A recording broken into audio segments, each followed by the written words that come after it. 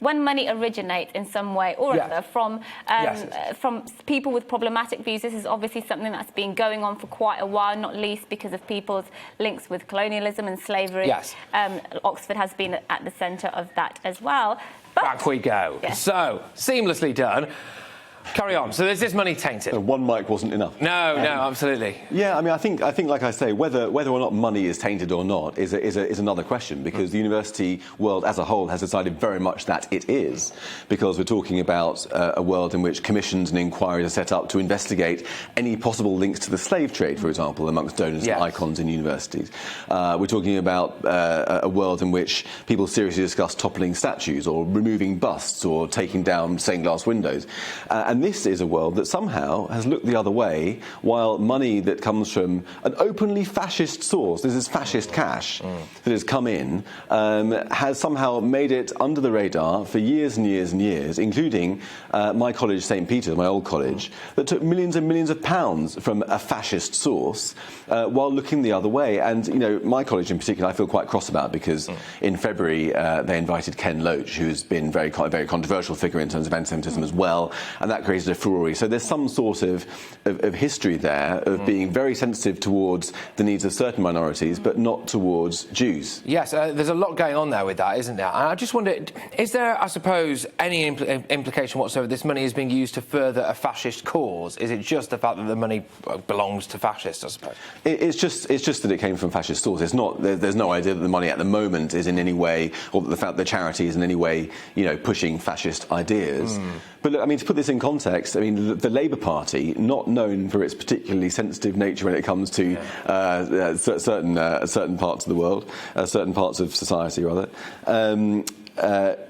rejected Max Mosley's money in 2018 when it came out that he'd published a leaflet accusing ethnic minorities of spreading disease in the 60s. And so even the Labour Party were sensitive enough to turn down this money, and yet somehow the universities weren't. Do you think there is an argument, however, that when certain things like this are identified, as you mentioned, that there is a drive in the moment in society for universities to identify money, buildings, whatever it is, that originates from people with problematic views.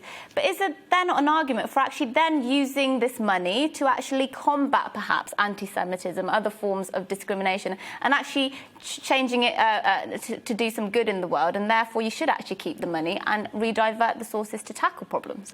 Well, I mean, that's absolutely it's a very, very strong argument that you could make. I mean, you could say, look, let's take Max Mosley's money or Oswald Mosley's money or whatever it is and use it to undermine fascism. I mean, in actual fact, some of the money has been used to look at press freedom and to set up particular research into the Leveson inquiry and archiving that. And we know that Max Mosley in particular had a bit of a flexible relationship with the press, shall we say.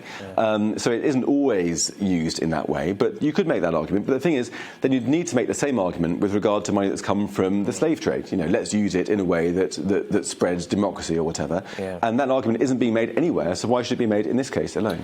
I don't know whether or not this is something that you were alluding to before, but you know, there are obviously big pushes at the moment in society for things like the roads must fall statue and all of this stuff.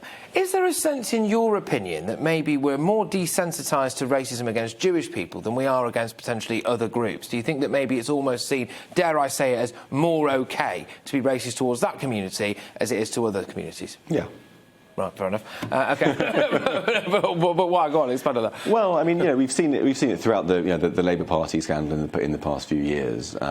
People seem to be sort of more accepting of racism against Jews somehow than racism against other minorities. And there's a complicated reason behind that.